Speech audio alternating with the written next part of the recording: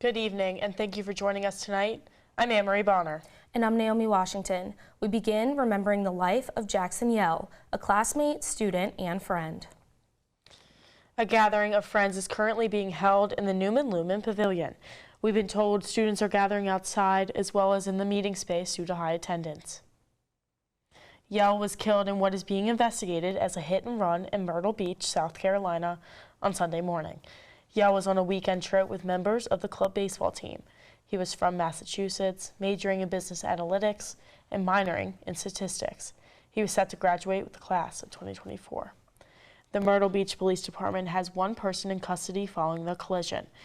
45-year-old Jason Todd Suara was arrested and charged with traffic hit and run, resulting in death. His hearing was this afternoon. A lawyer for the family asked that bond be denied because he fled the scene. The bond was set at $50,000. Scott Yell, Jackson's dad, says he remembers his son as a happy-go-lucky, carefree, and outgoing person. He hopes as students grapple with the loss, they lean on one another. It's a tough world, and we gotta look out for each other and take care of each other. I think he would want that. I think he would want people to go on living and not be too sad for him. You know, he was notorious for saying, "Oh, I'm fine." And I think that would be his attitude still. Members of the Elon community can call the Truett Center for Religious and Spiritual Life, Student Care and Outreach, or counseling services using any of the numbers on your screen. There's also a crisis counselor on call at this number on your screen, as well as Talk Now from Timely Care and a student life administrator on call through Campus Safety and Police. Faculty and staff can also utilize Elon Work-Life resources for support. Community members who want to send messages of support to his family can do so by visiting the Truett Center front desk or the Truett Center campus box at 2960. These resources are all available on our website, and we'll be right back after this. You're watching Elon Local News. A Southern Alamance middle school teacher is facing charges of indecent liberties. Ivan Danilo Ardila Perez was charged with acting sexually inappropriate towards two students. 5 more alleged victims have come forward, all ranging from 11 to 13 years old. Right now, Ardila Perez is suspended without pay. He is a Spanish teacher and soccer coach. Superintendent Dr. Dane Butler has recommended Ardila Perez be fired. The ABS Board of Education will review Butler's recommendation at a work session next week. The principal of the same school, Matt Ritter, is also on administrative leave, but it is unclear why. This is an ongoing investigation, and there may be more charges on the way. If anyone has additional information in this case or may have been a victim, please call 911 and ask to speak with a Special Victims Unit detective. Today is College Decision Day for high school seniors across the nation, and as of this afternoon, 1,700 students are enrolled in the class of 2027. This year, Elon's acceptance rate has also decreased from 74% to 67%. According to Vice President for Enrollment, Greg Zeiser, this is about 400 more students than last year. Looking at the incoming class, almost 200 of them are first-generation students. Over 200 students identify as part of the LGBTQ+ communities.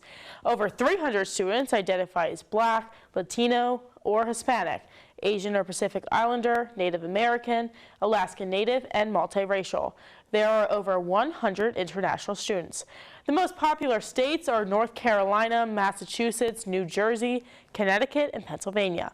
Zeiser also noted that there's been a significant increase in the number of students from Illinois and Texas. The most popular majors for this incoming class are psychology, biology, business analytics, marketing, and sport management. Zeiser says the numbers are subject to some change as the day goes on. More information about the class of 2027 can be found on our website, elonnewsnetwork.com, and in this week's copy of The Pendulum. The Town of Elon Fire Department responds to calls every day with its ladder fire truck, but the current truck is reaching its expiration date. Our Joanna Dwyer has the story. When the Elon Fire Department receives a call, the ladder truck is the first vehicle to leave the station and go to the scene.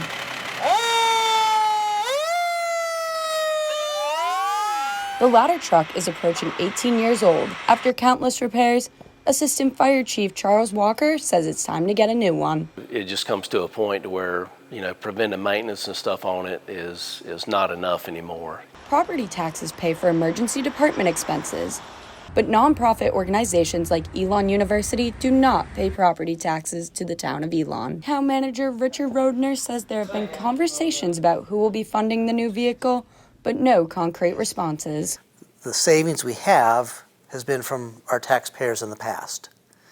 Do we make them pay for the new vehicle? Or do we have the taxpayers of the future pay for it who are actually enjoying the benefit of it? The truck will cost more than $2 million to pay for the parts, along with special customizations. Rodner says it will take 2 years for the truck to be made and is set to be delivered to Elon in 2025. We use it on single-story buildings on up to 5-story, buildings in our district. Because it can just, the versatility of that truck is only limited by us, really, with it. So it's a very important piece of our operation here. The Elon Fire Department responds to about 2,000 calls per year. That means, on average, they're responding to the community 5 to 6 times a day. According to Rodner, Elon University and Twin Lakes community agree a new ladder truck is necessary, but no donations have been made. The town of Elon officially purchased the new truck and is set to use a payment plan to pay for it over time. We would love to have their participation since they're some of the prime users of the new equipment, but it's not something we can force them to do. The Elon Fire Department responded to calls specifically from Elon University almost 150 times, and to the community over 450 times so far this year. Elon University Vice President for Finance and Administration, Janet Williams, declined our request for an interview. Joanna Dwyer, Elon Local News. Elon's Town Council voted at its last meeting to change the fire tax rate for Elon taxpayers to account for inflation and improvements for the fire station. Elon News Network will continue to follow this story. And we apologize for that technical delay earlier, but Elon University's honor code may have its latest technology obstacle. Using unoriginal work found online or by other students was once professors' main concern. But now, with the emergence of artificial intelligence, professors have a new issue on their hands. Our Jenna Mandarioli has the story. AI technology is taking a new approach to writing and communication. ChatGPT, an online AI platform, can generate responses to prompts within seconds. It allows a computer-controlled robot to perform human tasks. After discovering ChatGPT, Elon professor Jessalyn Strauss asked it to write the topic of her college dissertation paper. And I basically watched that machine write my own literature review. Obviously it was different, right? But it was remarkable. It makes you really think about what we spend our time doing and what value we get out of it. Strauss says she feels professors need to set clearer expectations for when to disclose the use of AI technology. We don't ask you guys to disclose when you use a calculator in your math homework, because of course you do that, right? Strauss says she thinks the use of AI creates a change in the approach to education. Elon professor Brooks Fuller says there needs to be proper communication between professors and students about the use of ChatGPT in the classroom. If we just pretend like it doesn't exist, we're not really accomplishing anything. So I think the way that we show trust and respect is having conversations. Elon senior Ross Brunswick has experimented with ChatGPT for writing plays. He says he wonders how it could impact his theater classes. Hopefully this doesn't happen, but I could see it happening, is that people would use ChatGPT as a sort of way to check all the boxes and as a way to just get something produced. Because if it's easier to just say what you want in a piece of theater, it could be we might not need writers as much. While Elon does not yet have a policy in place, other universities do. 4 out of 10 students even felt AI can, quote, defeat the purpose of education. Only time or internet speed will tell how ChatGPT will continue to rewrite or retype the classroom. Jenna Mandarioli, Elon Local News. ChatGPT initially launched on internet browsers in November 2022, with its most recent stable release being in March of this year. As you're enjoying the spring weather this week, Elon Dining is hosting Food Truck Frenzy this Thursday. It's held twice a semester and done in partnership with the Student Union Board. Food Truck Frenzy is from 11 a.m. to 2 p.m. and you can stop by the event at the parking lot next to Alumni Gym and pay using any form of a meal swipe, cash, or card. This Friday, the Elon Community Garden class is hosting its annual Strawberry Festival and plant adoption event. Members of the Elon community can enjoy music, food, and games. The celebration is set for 2 to 5 p.m. You can RSVP for the event on Phoenix Connect.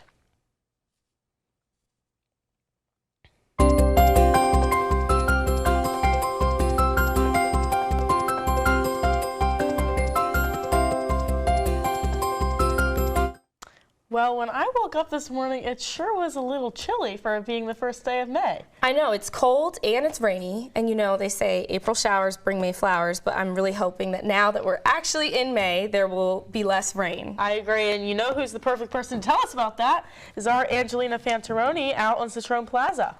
Anjo, what can you tell us? Thanks, Naomi and Annemarie. This week is a bit on the cooler side for early May. We can expect cloudy skies and wind for the majority of this week, with temperatures in the low to mid 60s. On Thursday, however, it gets a bit warmer with a high of 68 and a low of 43. This would be the perfect day to get those graduation photos done if you haven't done so already. Finally, on Friday, we move into a bit of a warmer stream with high of 70 and a low of 45. Scattered thunderstorms are expected throughout the day, so make sure you have that umbrella handy if needed. That's all for your Phoenix 5-day forecast. Back to you, Naomi and Annemarie. Anjolina Fantaroni. Thank you so much. Plaza. And Friday night, the Black Student Union, National Panhellenic Council, and SUB are hosting a block party called Coolin' on the Commons in Academic Village. Community members can enjoy food, mini golf, inflatables, and a step show. The party is from 7:30 p.m. to 9:30 p.m.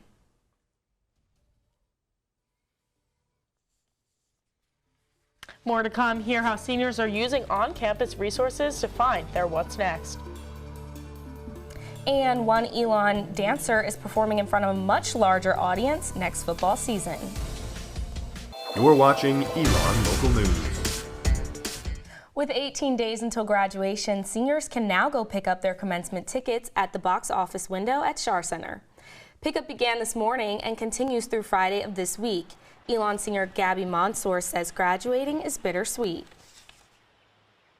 I love Elon so much, so it's definitely going to be hard to say bye. And I think the firsts of many lasts are starting as well, so that's again bittersweet, but picking up tickets kind of just made it really real, and taking graduation photos, it's a good time. Mansour says she'll be using all 5 of her tickets for commencement. She says she's unsure of her plans after graduation, but she's excited to celebrate with family. My parents are coming and my siblings are coming, so I'm just so excited to have them here and host them at Elon. They've never been, so I'm really excited. Undergraduate commencement ceremonies are set for 9 a.m. and 2:30 p.m. on May 19th in Schar Center. As Elon seniors prepare to graduate, some are the first in their families to receive a college degree. There are just over 500 first-generation college students on Elon's campus. 107 of those are graduating seniors. One of them is Eva Pierce, a vocal performance major. She's the first in her family to get a 4-year degree. She says that at one point she had to have 4 jobs to afford school. But Pierce says regardless, she didn't quit. I felt like I couldn't be anything outside of my financial position. And that was a moment where I was like, I don't even know why I'm doing this anymore, because it felt like I was never going to get out of that hole. And then, you know, I've been so fortunate to have professors who are mentors in my life. My voice teacher and my accompanist, they both got me through it. To honor first-generation students, there's a graduation ceremony tomorrow at 5 p.m. in McKinnon. Elon Student Professional Development Center has been working closely with seniors as they get ready for life after graduation. Arnaya Pinksity has more. As seniors prepare for their next chapters, Elon Student Professional Development Center is helping students enter the job market, graduate programs, the military, or still figure out their next steps. Director of the SPDC, Brooke Buffington, says the office sees a lot of news surrounding concerns about a recession. She says what students need to understand is that the job market is always fluctuating. The entry-level market is pretty solid right now. I wouldn't say it's as strong as it was last year when it was really crazy, but it's not atypical for a traditional year of hiring. According to the Bureau of Labor Statistics, the current unemployment rate is 3.5%, showing that the U.S. labor market is strong. Buffington says that while some students are worried about layoffs, the SPDC finds that the majority of them aren't happening at entry-level positions. For some students, though, the job search has been challenging. Elon senior Emily Burgess, a human service studies major, says finding an entry-level position is difficult, especially with the career she wants to pursue. Which is already off the bat with an entry-level job. It can be really difficult to get something, especially with not having a master's degree with some of the roles and different jobs that I would probably like. So it's been genuinely very difficult. Burgess has been using the SPDC, Indeed, Glassdoor, and LinkedIn as resources for the job search, but she's still waiting to hear back from employers. Buffington says that the office is always staying up to date with the labor market and working closely with employers about hiring needs. Two things that I always say is it takes longer than you think it will, and it's not going to happen the way that you think it will, right? The job search process tends to have its ups and downs, right? You'll apply to maybe a handful of things and for a week not hear anything, and then all of a sudden get 3 interviews on the same day. Naya Pinksati, Elon Local News. Students can continue to meet. We apologize for the technical difficulties, my producer just told me. Students can continue to meet with the SPDC at their main office in Mosley Student Center or at satellite offices across campus. 2 Elon football players now have opportunities with NFL teams after this year's NFL draft. Today, the Tampa Bay Buccaneers invited former kicker Skylar Davis to training camp. After going undrafted, Davis has a chance to compete for a spot in their roster. Davis holds multiple program records here at Elon. The Indianapolis Colts also signed former Elon player Cole Coleman as an undrafted free agent. Coleman signed a contract after the draft with a $7,500 signing bonus. All undrafted free agent signings are unofficial until the player signs a deal and passes a physical. Over his 5 seasons, Coleman secured 156 solo tackles, tying him for 5th in Elon history.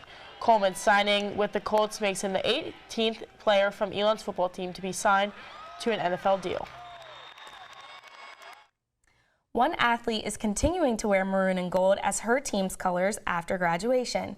Elon singer and dance team co-captain Lindsay Rothenstein is now an NFL dancer for the Washington Commanders. She says she wanted to pursue this path because she wasn't ready to end her dance career. So I always wanted to move back there, also because I'm a political science major, so it kind of seems just like the right fit.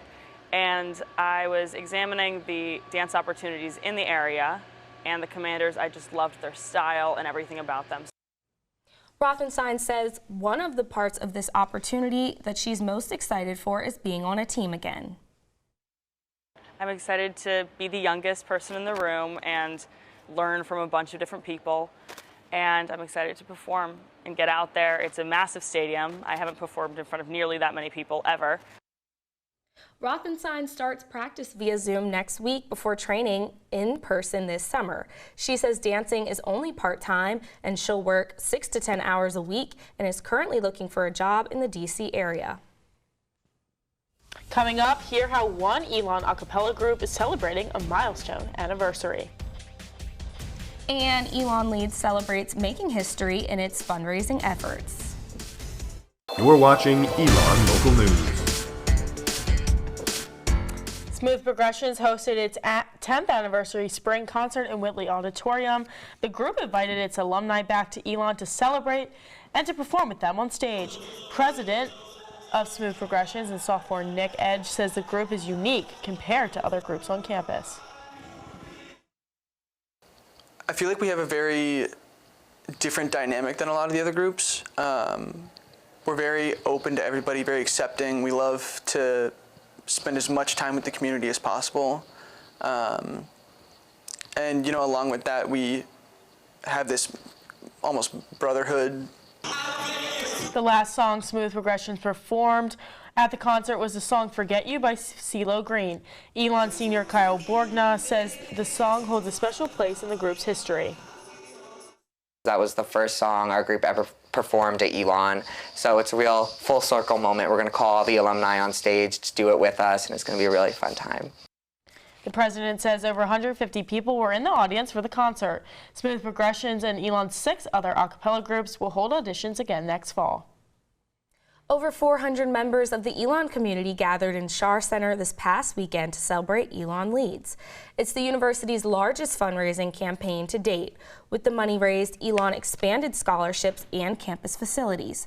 The ceremony opened with a performance from Elon alumnus and Broadway star Adam Kaplan, who's performed in Newsies. There were also speeches from community members. In total, the campaign had 34,000 donors. Senior staff member Jim Pyatt was one of the primary organizers of Elon Leads.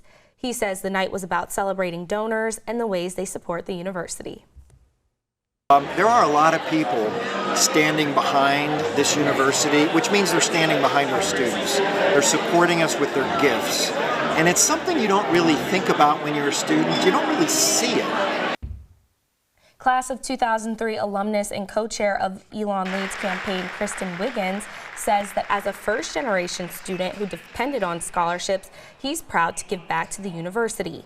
He says he wants to help give students the opportunity to attend Elon.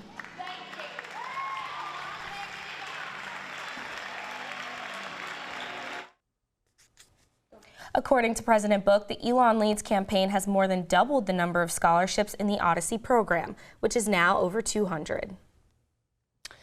Before we go tonight, we want to take another moment to remember Jackson Yell, a junior club baseball player, student, and a friend.